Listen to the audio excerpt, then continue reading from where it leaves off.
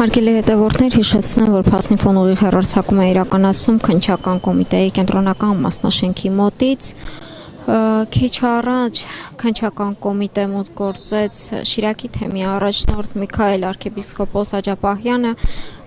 որը որոշել է ինքնակամ ներկայանալ եւ ձերբակալվել։ Հիշեցնեմ, որ նրա նկատմամբ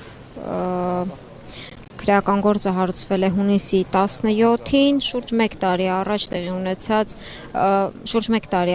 նրա հայտարարությունների վերաբերյալ, նրան իրավապահները կփորձեն մեղադրել